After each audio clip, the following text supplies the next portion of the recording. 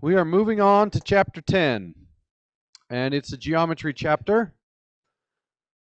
So when we draw line segments inside a circle, they have specific names. What do we call any line segment that connects the center of the circle to the edge of the circle? That's called a radius. What do we call any line segment that travels from one side of the circle to the other side of the circle and it hits the center? Diameter, those you know. And this one right here, which connects one side of the circle to another part of the circle, but it does not hit the center, that is called a chord, spelled C-H-O-R-D. It is not chord. Don't pronounce it chord. It is a chord. Okay. So we name line segments by listing their two endpoints. So in this case, a diameter is either segment JI or segment IJ. A radius, there are three of them. So you could say HK or HJ or HI, or you could say the same letters in reverse order. And a chord would be ML or LM. If IJ is 10, so if this is 10, how big is HK? 5, because a diameter is exactly twice as long as a radius.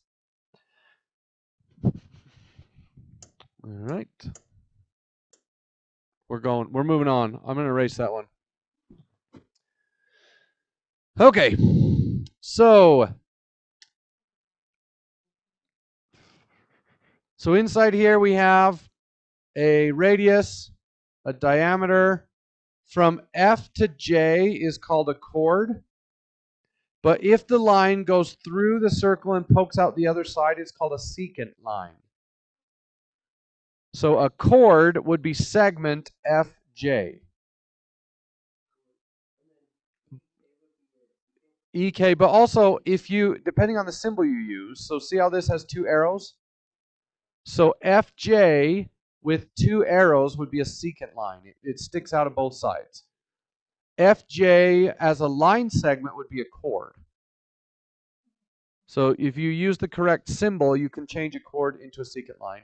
And then a tangent line would be any line that just touches the circle once. So DI would be a tangent line.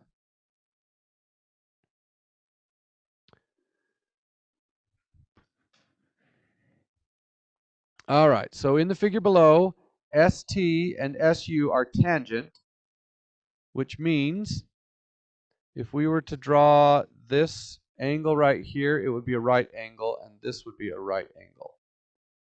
Okay? So SU is 4.8, and OS, so from here to here, is 6. So, they listed it for me, is 6. Find the length of OT. So if this length is 4.8 and this length is 6, then this length is also 4.8, right? And we have a right triangle. The hypotenuse is 6. One of the legs is 4.8. And we want to find this length. How would you find it? I'm going to go up to the board because this is... So we basically have a right triangle. The hypotenuse is 6, and this is 4.8. Call this x. You're just going to use the Pythagorean theorem. 4.8 squared plus x squared is equal to 6 squared. So I'm going to subtract 4.8 squared.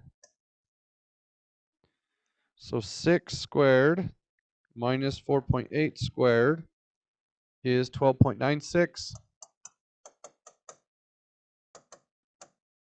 Take the square root, and I get 3.6. Does that make sense? Okay. That is 10-1. Get to work.